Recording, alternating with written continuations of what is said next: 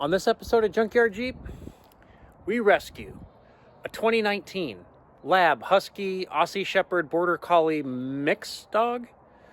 We rescue this awesome cj6. This is no ordinary cj6. It looks old and crusty from the outside, but as you can see here, we got stuff going on. We rescue worn out 305 motors. We rescue this awesome contraption. Wait for it, wait for it. We rescue a 370 horsepower Corvette LT1 motor.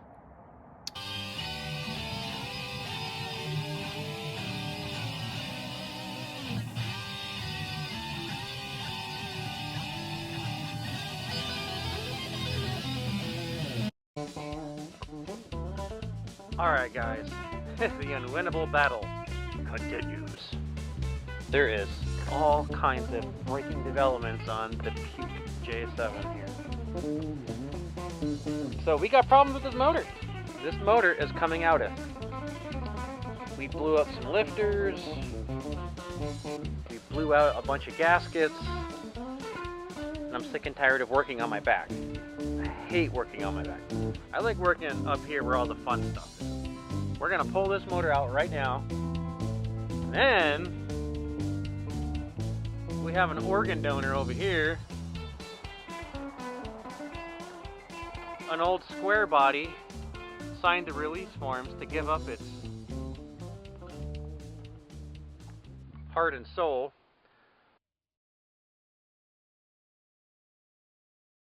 So we're gonna put this little 200 horse 305 in it.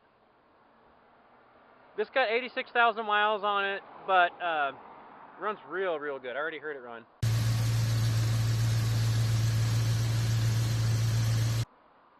It just needs to be resealed. It needs a couple freeze plugs, typical 80,000 mile small block Chevy crap. We're gonna be putting this in right now. I gotta get this out of my Jeep and into the Puke J right about now.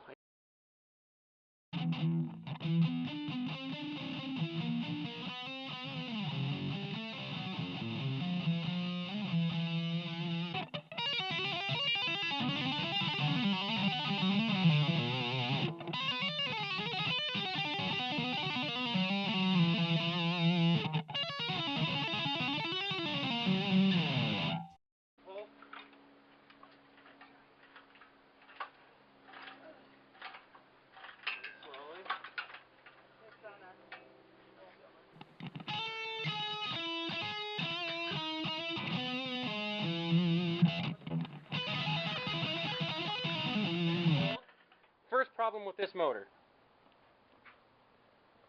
Oil sending unit, totally snapped off. Check. Absolutely trashed freeze plugs puking everywhere. Wait for it, wait for it. Where is it? There's a freeze plug. Yeah, behind there. Check. That's freeze plug death. We're going to replace all the freeze plugs. Easy out the stupid oil sending unit. Intake gasket is shot, puking everywhere. Valve covers are shot, puking everywhere. We're going to timing chain this turd, oil pan this turd, and clean up this turd. Number 3 easy out in this thing. And I just tapped it in with a hammer a little bit so it would go down in there. And here we go. Alright. We don't have to spend all day on that. I'm glad, because now I can move on to bigger, better things. And flavor of the month. Blueberry Strawberry Blast Parts Cleaner CRC Degreaser. Let's see. And then we'll hit it with the wire wheel.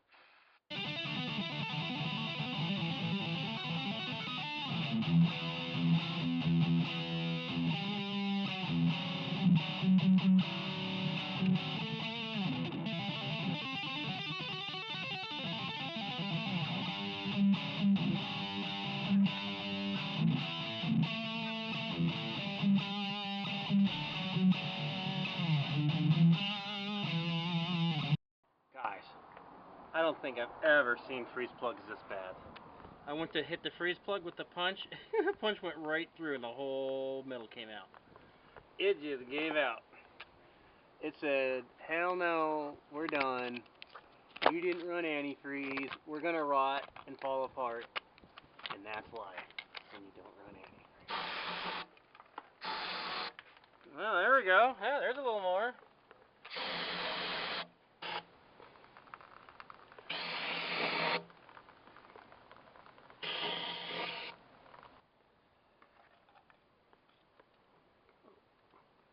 See, now we'll just hit it with a hammer.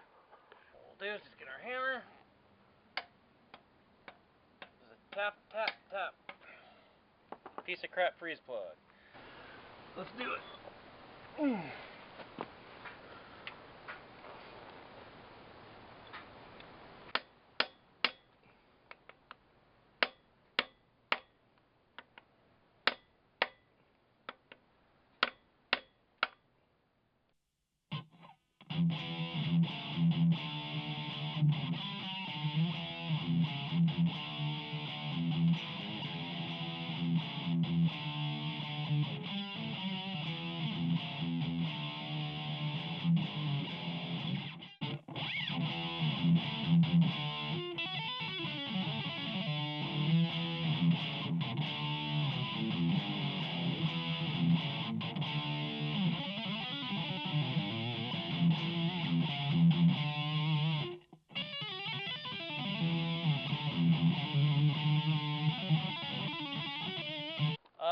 Yeah, that ain't gonna be good.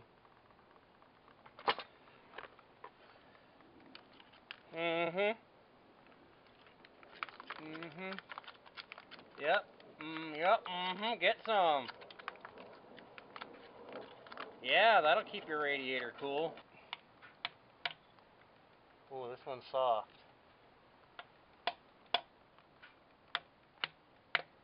Oh yeah, look at that. Guaranteed to break on contact.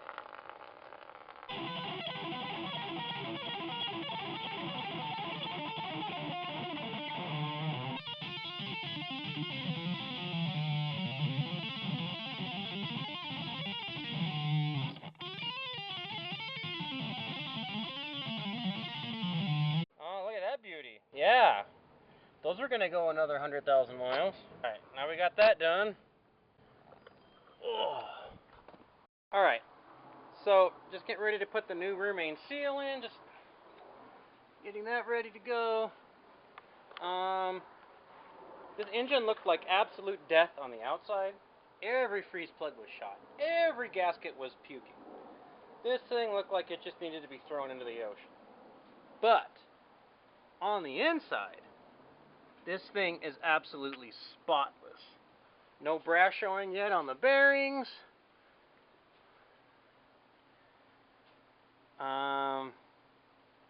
They don't look too bad.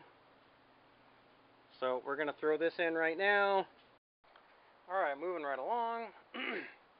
We got all the caps torqued back down, oil pump on, rear main in, block cleaned. I need to go to the store and get like 5 cans of carb cleaner to clean all the crap out of this thing. And then we'll check the timing chain. Everything has just exploded all over the place. You could turn 360 degrees and everywhere you turn there's engines and parts. So I kind of went through this 305.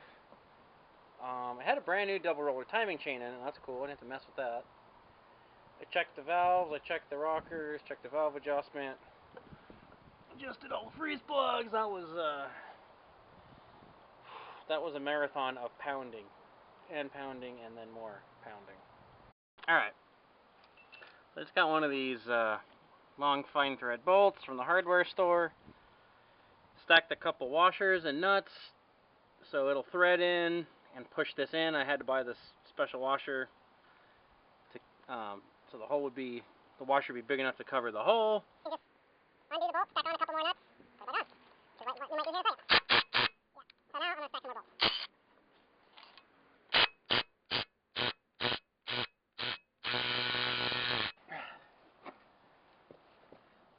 farce of Jeep life that keeps on giving. So these 5 bolts came loose, no problem, but of course, the oddball of the group, who always has to put up a fight and go against the rest of the crowd, rounded off and would not come off, even with about 5,000 foot-pounds of torque.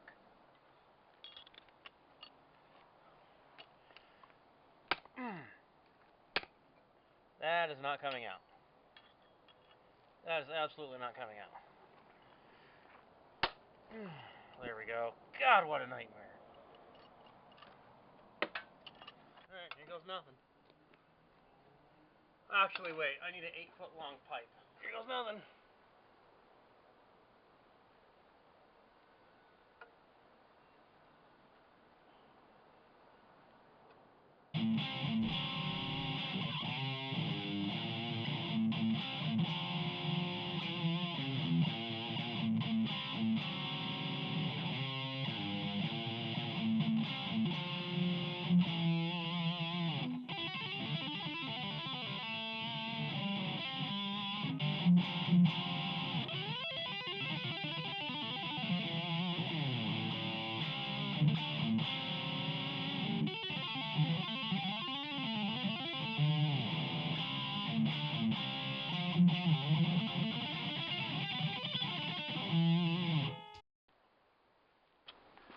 Alright, Bolt. I tried being nice. I tried being gentle. I was nice to your friends. But this ain't funny no more. Now you're gonna get it.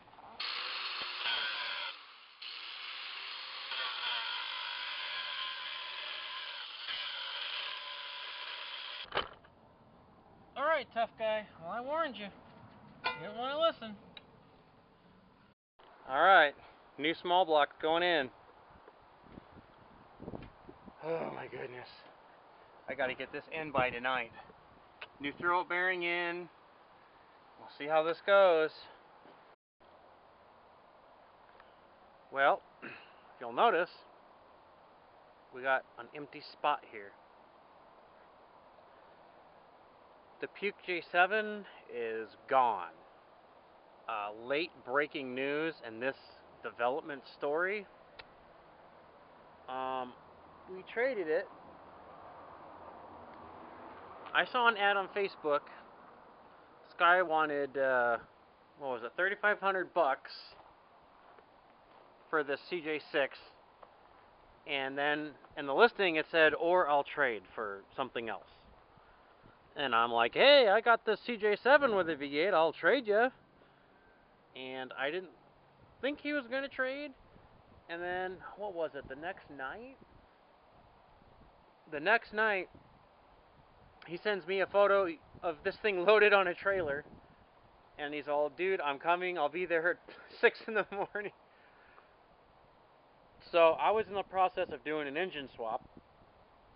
Of course, obviously. So, I was like trying to scramble to get this engine swapped in the Puke J. I literally fought tooth and nail for 20 hours straight. I worked from noon till 6 in the morning the next day. Well, actually 8 in the morning because the guys were here for 2 hours. 8 in the morning the next day, trying to get that engine in there, bolted up, and running. And oh my god, it was raining, it was freezing, it was in the dark by myself. Most of it was in the dark. To trade for this hot rod that doesn't even run yet. I don't even know if this thing drives decent. I don't know what the front end's like. I did hear a video of this thing running.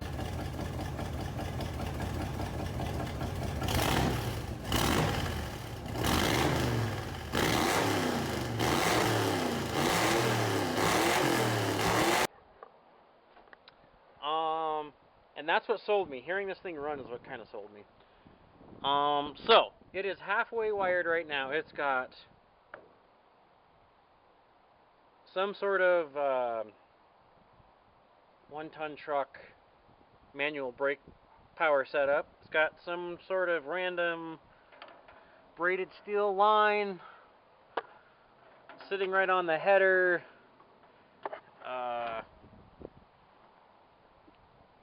Slave cylinder clutch deal. I haven't even seen or looked at that yet. I believe this is like a 1955 Chevy truck radiator. I don't know if this radiator is going to be enough. I don't think this is a 3-row.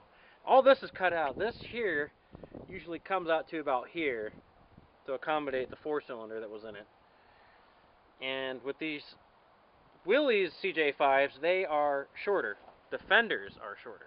You see here, this flare ends right at the tub.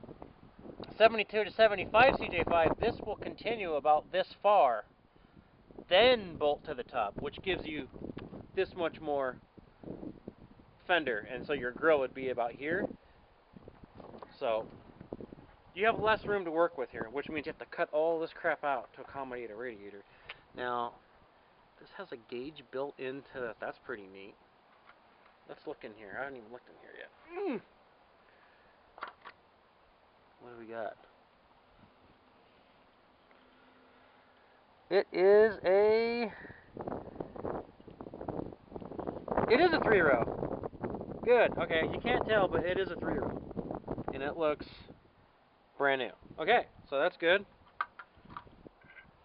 We got a brand new quadjet. This is the electric choke style. I can tell you right now, this choke pull-off is coming off, or this, whatever, vacuum for the secondary pull-off, that's coming off. This lockout plate, that's getting cut off. And then that's getting plugged. Those are a bit loose. Well, that might be alright. We'll see. That's a nice quadjet. It does have points. This is going to get changed. I am going to change this to... I have a complete Excel HEI setup for this thing. That's going on here. I absolutely dig these block huggers because, long tube. Block headers suck because these angles are always too tight and you can never get bolts in and they come right on the wires. These long tube headers, they come out really far and then they turn. You can get to all the bolts easily. The wires are nowhere near the tubes. I mean, these are just better. And what's cool about the long tube guys is that they spit out right here. I mean, you can put you could weld a muffler right to this. I see what they did here. There was a collector here. Oh, weird. That is weird. Okay, so you can never ever get this header off. You would literally have to... How would you do this? There was a collector here that you would bolt to it, but they just welded it straight on. So what I'm going to have to do is cut it with the Sawzall and do some kind of... make some kind of deal where this can be removed if I ever have to change the header gasket or change the cylinder head. Because as of right now, the header is welded completely to the side pipe. Holy crap. Alright. That is so weird they did the exhaust that way. I mean, I guess you could... I guess you just have to take it off and just let it lay the whole thing lay down on the ground, I guess, if you had to, all in one piece. Well, we'll figure that out in a minute. How do they do the power steering setup? So what did they do here? They welded... what did they do? So they welded the bracket there, and then they cut out the... what the heck? So instead of using the hydraulic lines, they use these metal lines. And they cut out the body, but if you take this wheeling and start twisting, this will probably break. And these radiator mounts are sort of sketchy. The radiator mounts are not solid whatsoever.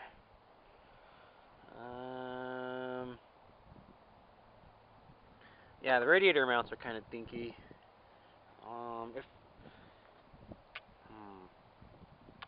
Yeah, that's going to be fun figuring out. Gonna have to make some kind of brace to go from here somehow to the headlight pod to reinforce it. That's going to be interesting. So, dude, we are seeing this together for the first time. I'm going to take this wheel off, and I'm going to take this key switch out. I think what I'm going to do is take the lock plate off, and then I'm just going to run a key switch in the dash. I think that'll be a lot better. Then I don't have to mess around with this crap. It'll be easier to wire too, because what am I going to do with this?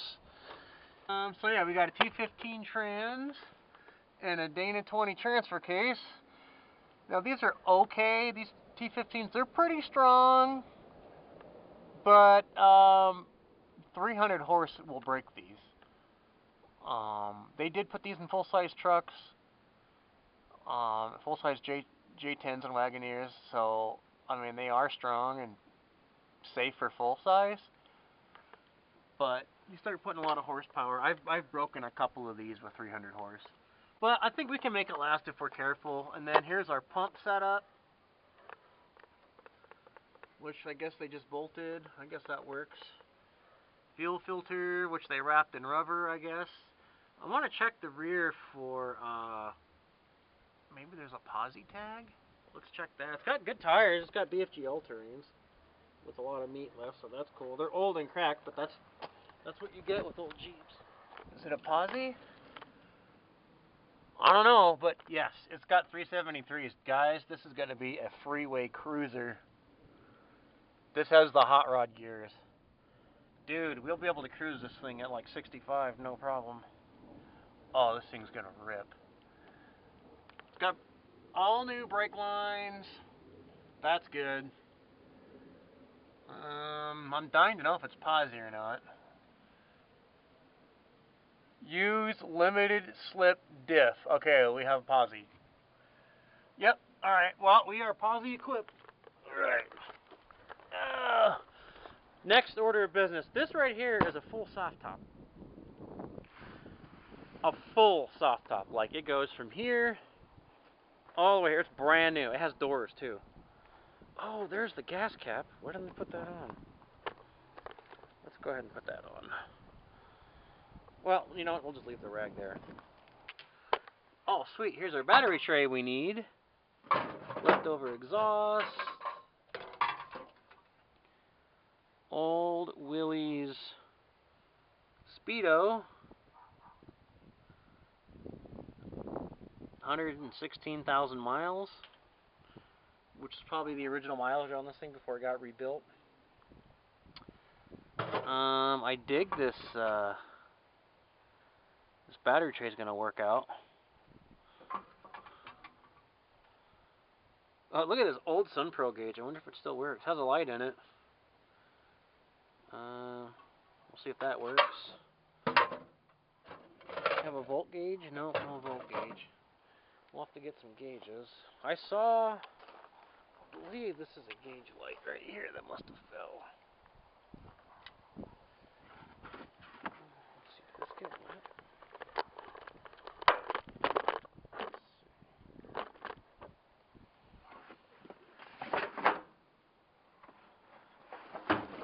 This got rained on for sure. Oh, this one's hammered. As you can see, I don't think this one is any good. It's been hammered badly. It has this weird nose. Not sure what that's all about. But what we'll do is we'll just put that right there. Alright guys, well there you have it. Oh, and it's got these weird, I don't know what these are. I'm gonna take these off. It's got these, I don't know if these are either wheel adapters or they're just spacers, but those are thick, man. Those are like 3-inch, 4-inch spacers. Maybe in 5-inch spacers. I don't know why he's got those on there. I'm gonna take these off probably. What are these? 31 1050s. Good reliable tire. Still has the original Willys shackle. And yeah. So we'll see. The first order of business. Will this thing even turn over? Let's see if it'll turn over. Let's check the oil and see if it'll spin.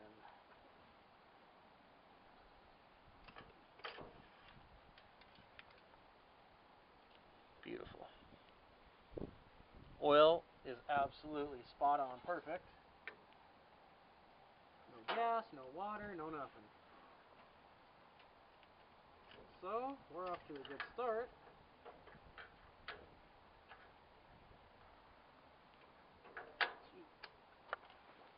Let's see if she spins over. Let's see if we can give her a waddle. Let's just go for broke here. I don't know what that is. What's this for? What the hell? What is hanging down here? Oh, this is our volt gauge, I bet. Oh, coolant. Okay. Is it hooked up? Oh yeah, okay. Here's our coolant gauge. That's cool. Nice coolant gauge. That's cool. Got a hole for a light. Got a plastic fan on it, so we'll probably change this. Oh yeah. Oh yeah, we don't have to worry about those things. Actually, wait. No. It's just spinning the water pump. Alright, hold on. I thought we were out of the woods. Let's put some tension on this. Oh yeah, there we go. Oh yeah, we're good.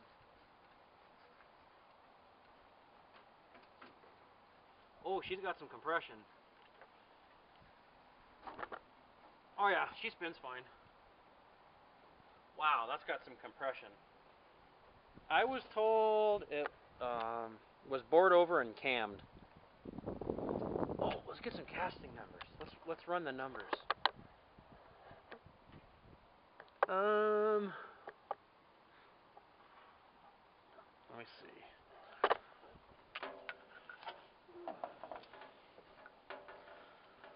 I'm dying to know the casting numbers. Hold on, let me pause it and see if I can see the numbers. How often does this happen, guys? Just in case you didn't catch that. Goat, cat, goat. Alright, as promised, without any further ado, this is Duke. We rescued him from Pimo Animal Control. They said he was a Border Collie Aussie mix. We did some research and we later found out he is a Husky Lab Border Collie type deal, or Lab Speed, better known. So, backstory on this dude. I guess he lived on a property. A family had him. They went broke and left the house and abandoned him there. Go get it. Another family moved in. They took care of him. They went broke because of the pandemic. They had to move out. So he got abandoned twice at the same address. By two different families. Come here. Come here. You nutball. Come here. And apparently he grew up a year and a half. Apparently that whole time he grew up with chickens and cats. Which is why he's so good with my cats and so good with my goats. I mean, he was phenomenal with my cats. We didn't even have to train him or teach him anything. He just knew to just leave him alone, which was cool. So yeah, he's a year and a half. He was shaking in his boots when we met him at the animal care center. But as soon as I started petting him and loving on him, he quit shaking. He started, you know, acting like a dog a little bit more, walking and standing like a dog. He got playful. He got real affectionate. He'd only been at the pound one day when we found him. I saw him on the website. Like I said, they brought him out to the meeting cage. He was shaking so bad. I should have recorded it. He was shaking so bad. I mean, he he was just like he was in sub-zero weather in the middle of a storm. But as soon as me and my daughter started loving on him, he really came around. You know, he started. Then he started sniffing around and you know, panting like a dog, and he started becoming a little more dog-like and less frozen statue-like. And then we got him in a car, and then he really came to life. He started snuggling and looking out the windows and doing a lot of this. I've seen other Lapskis do this. They constantly stick their paw out. I've seen other, I don't know if that's a hereditary thing or what, but he's straight up 3 times over a herding dog. So, I think he's going to be a great addition to Junkyard.